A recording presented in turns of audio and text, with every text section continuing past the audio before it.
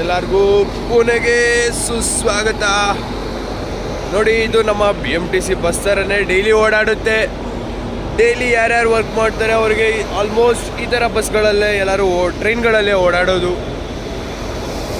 And ಇಲ್ಲಿನ famous food ಬಂದ್ಬಿಟ್ಟು ವಡಾ ಪಾವ್.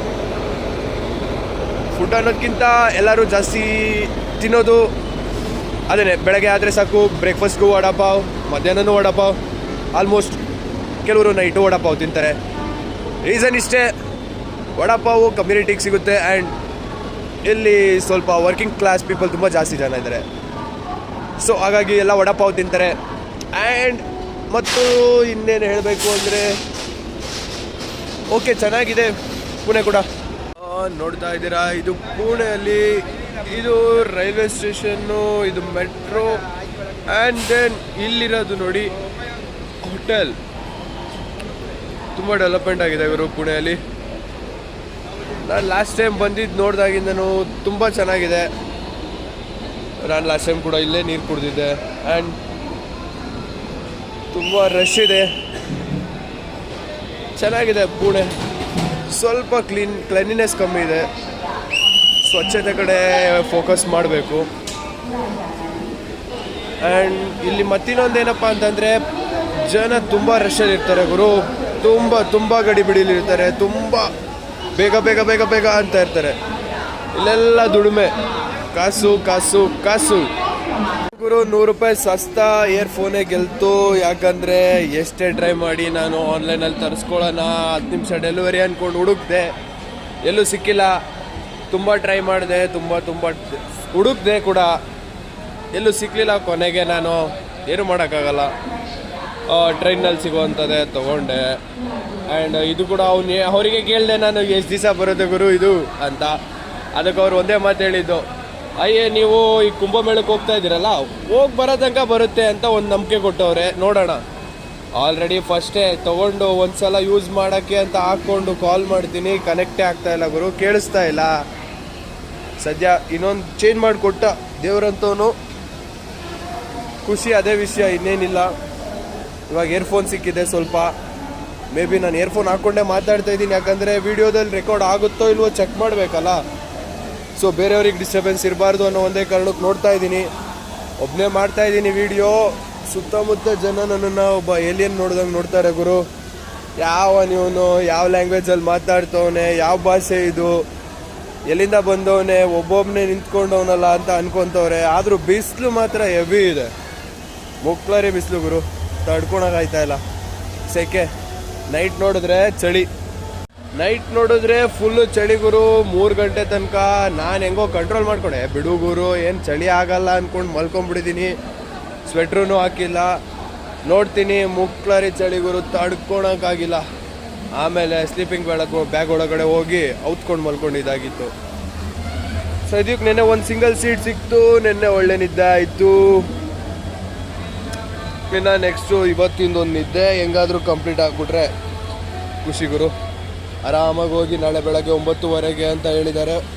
ನೋಡೋಣ, ಒಂದು 10:30 ಹೋಗ್ಬೋದು ಮೇ ಬಿ. ನಾವು ಹೇಳೋಕ್ಕಾಗಲ್ಲ, ಟ್ರೈನು ಒಂದು ಸಲ ಬೇಗ ಹೋಗುತ್ತೆ, ಒಂದು ಸಲ ಲೇಟಾಗಿ ಹೋಗುತ್ತೆ. ಸೊ ನೋಡೋಣ ಎಷ್ಟೊತ್ತಿಗೆ ಹೋಗುತ್ತೆ ಅಂತ. ನಾನು ಬಂದಾಗಿಂದ ಬಜೆಟ್ ಕ್ಯಾಲ್ಕುಲೇಟ್ ಮಾಡ್ತಾಯಿದ್ದೀನಿ, ಎಷ್ಟು ಬರ್ಬೋದು, ಎಷ್ಟು ಖರ್ಚಾಗ್ಬೋದು, ಆದಷ್ಟು ಎಷ್ಟು ಮಿನಿಮಲ್ ಆಗಿ ಹೋಗಿ ಬರ್ಬೋದು ಅಂತ, ಎಷ್ಟು ಕಡಿಮೆ ಖರ್ಚಲ್ಲಿ ಹೋಗಿ ಬರೋಣ ಅಂತ ಟ್ರೈ ಮಾಡ್ತಾಯಿದ್ದೀನಿ. ಹಂಗಂತ ನಾನು ಟ್ರೈನಲ್ಲಿ ಏನೂ ತಿಂದಿಲ್ಲ. ಅಂದರೆ ಈ ಪಾವ್ ಭಾಜಿ, ಅದು ಇದು, vada pav, tea, coffee, juice, snacks ಇದೇನು ತಿಂದಿಲ್ಲ. ಯಾಕಂದರೆ ಆಲ್ರೆಡಿ ನನ್ನ ಫ್ರೆಂಡ್ ಮನೆಯಿಂದನೂ ಬಂದಿದೆ. ನನ್ನ ಫ್ರೆಂಡ್ ಬಿಟ್ಟು ಹೋಗುವಾಗಲೂ ಕೊಟ್ಟೋಗಿದ್ದಾರೆ. ಸೊ ಬಿಸ್ಕೆಟ್ ಇತ್ತು, ಚಾಕ್ಲೇಟ್ ಇತ್ತು, ಉಂಡೆ ಇತ್ತು. ನಮ್ಮ Indian railway and Pune metro ನಮ್ಮ ಬೆಂಗಳೂರು ಮೆಟ್ರೋಗಿಂತ ಡಿಫ್ರೆಂಟ್ ಆಗಿದೆ ಗುರು. ಶೇಪಲ್ಲಾಗಲಿ ಕಲರಲ್ಲಾಗಲಿ ಅಲ್ಲ, ನೋಡೋಕ್ಕೂ ಕೂಡ ಸಣ್ಣದು ಪುಟಾಣಿ 3 ಡಬ್ಬಿ ಹೋದಂಗೆ ಹೋಗ್ತಾ ಇದೆ. ಸ್ಟಾರ್ಟಿಂಗಲ್ಲಿ ಒಂದು ವಿಡಿಯೋ ಹಾಕಿದ್ದೀನಲ್ಲ, ಅದರಲ್ಲಿ ಇಲ್ಲಿಂದ ಇಂಜಿನ್ ಇತ್ತು ಬೆಳಗ್ಗೆ. ಆ್ಯಂಡ್ ಅದನ್ನು ಅವರು 2 ತಾಸು ಆಯಿತು, 3 ತಾಸು ಹತ್ತತ್ರ ಆಗಕ್ಕೆ ಬಂತು. ಈ ಕಡೆ ಇರೋ ಇಂಜಿನ್ನ ಹಂಗೆ ತೊಗೊಂಡೋಗಿ ಆ ಎಂಡಿಗೆ ಹೋಗಿ ಕೂರಿಸಿದ್ದಾರೆ. ಸೊ ಅದ್ರ ಪ್ರೋಸೆಸ್ಸಲ್ಲಿ ಇಷ್ಟೊತ್ತಿಂದ ನಾವು ಕಾಯ್ತಾ ಇದ್ವಿ. ಮೊದಲೇ ಹೇಳಿದರೆ ನಾನು ಇನ್ನೂ ಏನಾದ್ರು ಜುಗಾಡ್ ಮಾಡಿ ಓಡಾಡ್ಕೊಂಡು ಬರ್ತಾ ಇದ್ದೆ. ಇಲ್ಲೇ ಎಲ್ಲಾದರೂ 1 ಅವರು ಸುಮ್ಮನೆ ಗುರು ಇಲ್ಲೇ ಕಾಯ್ಕೊಂಡು 1 ಅವರ್ ನಿಂತಿದ್ದೀನಿ. ಚೆನ್ನಾಗಿದೆ. ಆದರೂ ಒಂಥರ ಲಾಸ್ಟ್ ಟೈಮ್ ನಾನು ಏನು ಹೋಗಿದ್ದೆ ಅದೇ ರೂಟಲ್ಲಿ ಹೋಗ್ತಾ ಇದ್ದೀನಿ 70%. ಸೊ ಖುಷಿ ಇದೆ, ಅದನ್ನ ನೆನಪು ಹಂಗೆ ಮೆಲ್ಕಾಗ್ತಾ ಹೋಗ್ತಾ ಇದ್ದೀನಿ ಗುರು. ಬೆಳಗ್ಗೆ ಬರ್ತಾ ಆ ಸೈಡಿಂದ ಒಂದು ಹಿಂಗೆ ನಿಂತ್ಕೊಂಡ್ವಿ. ಆಮೇಲೆ ಇವಾಗ ಇಂಜಿನು ಹಂಗೆ ಈ ಕಡೆ ಪಕ್ಕ ಟ್ರ್ಯಾಕಿಂದ ಹೋಗಿ ಅಲ್ಲಿಗೆ ಜಾಯ್ನ್ ಆಗಿದೆ. ಮತ್ತೆ ರಿವರ್ಸ್ ಹೋಗ್ತಾ ಇದ್ದೀವಿ.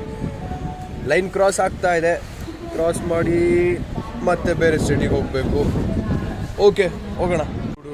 ಕೊರಿಯರ್ ಆಫೀಸ್ ನೋಡು ಗುರು, ಫುಲ್ಲು ಬೈಕ್ಗಳೆಲ್ಲ ಪಾರ್ಕ್ ಆಗಿದೆ. ಇವರು ಕೂಲಿಗಳು ಲಗೇಜ್ ಎಲ್ಲ ತೊಗೊಂಡು ಹೋಗ್ಲಿಕ್ಕೆ ರೆಡಿ ಆಗಿದ್ದಾರೆ.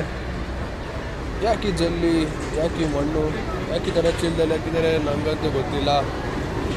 ಫುಲ್ಲು ಲೈನ್ ಅದೇ ಥರ ಹಾಕಿದ್ದಾರೆ. ಟ್ರ್ಯಾಕ್ ಸೆಟ್ ಮಾಡ್ತಿರ್ಬೋದಾ ಮೇ ಬಿ. ಇಲ್ಲಿ ಗುರು ನೋಡ್ತಾ ಇರ್ಬೋದು.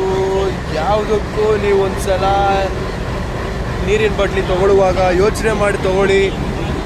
ಇಲ್ಲಿ ಏನು ಮಾಡ್ತಾರೆ ಅಂದರೆ ನಾವು ಯೂಸ್ ಮಾಡಿರೋಂಥ ಬಾಟ್ಲಿನ ಎತ್ಕೊಂಡು ಹೋಗ್ತಾರೆ, ಅದನ್ನೇ ವಾಶ್ ಮಾಡಿ ಅದಕ್ಕೆ ನಾರ್ಮಲ್ ನಲ್ಲಿ ನೀರನ್ನೇ ತುಂಬಿ ಮತ್ತೆ ವಾಟ್ರು ಕ್ಯಾಪ್ನ ಸೀಲ್ ಮಾಡಿ ಕೊಡ್ತಾರೆ.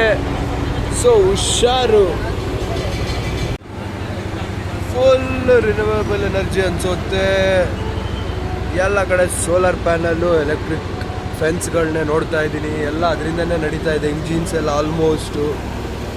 ಇಲ್ಲಿ ಕೂಡ ತುಂಬ ಹೆಲ್ಪ್ ಮಾಡಿದ್ದಾರೆ ಜನಕ್ಕೆ. ಪದೇ ಪದೇ ತುಂಬ ದೂರಕ್ಕೆ ಹೋಗಿ ಟ್ರ್ಯಾಕ್ ಚೇಂಜ್ ಮಾಡೋದಾಗಿರಲಿ, ಪಾಸ್ ಆಗುವಾಗ ಪ್ರಾಬ್ಲಮ್ ಆಗಬಾರ್ದು, ಇಲ್ಲಿಂದ ಇಳ್ಕೊಂಡು ಟ್ರ್ಯಾಕಿಂದ ಕ್ರಾಸ್ ಆಗೋದು ಬೇಡ ಅಂತ ಮೇಲ್ಗಡೆ ಮೆಟ್ಲು ಮಾಡಿದ್ದಾರೆ. ಇಷ್ಟು ದೂರಕ್ಕೂ ಮಾಡಿದ್ದಾರೆ. ತುಂಬ ಇದ್ದಾವೆ ಇದೇ ಥರ ಲೈನಿಗಿದೆ.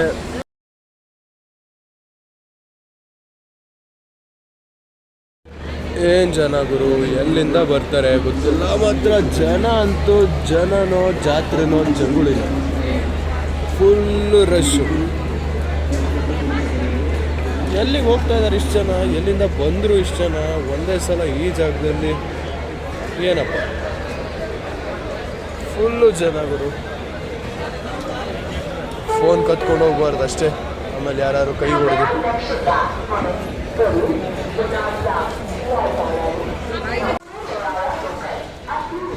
ನೋಡಿದ್ರು ಇದೇ ಹೇಳಿದ್ದು ನಾನು, ಕ್ಲೀನಾಗಿ ನೋಡ್ಕೊಬಿಡು. ಏನು ಕಟ್ತಾ ಇದ್ದಾರಪ್ಪ, ಒಂದು ಡೋರ್ ಇಲ್ಲ ಏನಿಲ್ಲ, ಎರಡೆರಡು ತೂತ ಇಟ್ಟವ್ರು ಅಷ್ಟೇ. ಇಷ್ಟು ಹೈಟಕ್ಕೆ ಏನು ಕಟ್ತವ್ರು, ಏನು ಗುರು. ಮತ್ತೆ ಬರೋಣ ಪುಣೆ, ಮತ್ತೆ ಇನ್ನೊಮ್ಮೆ ಸಿಗೋಣ. ಇನ್ನೂ ಇದೆ. यही बोलेगा अभी गवर्नमेंट इधर आने वाला है, देखो कैसे साफ हो जाता है. हाँ, यहाँ मोर्चा लगाएगा, सब कुछ क्लीन करके 2000-3000 करोड़ का सैंक्शन करके 4 दिन में क्लीन करवाएगा सभी. वही बात है. हाँ, देखो इतना कचरा है वहाँ पे. स्कूल है, अपार्टमेंट्स है, उन लोगों को कंप्लेंट नहीं देता है क्या?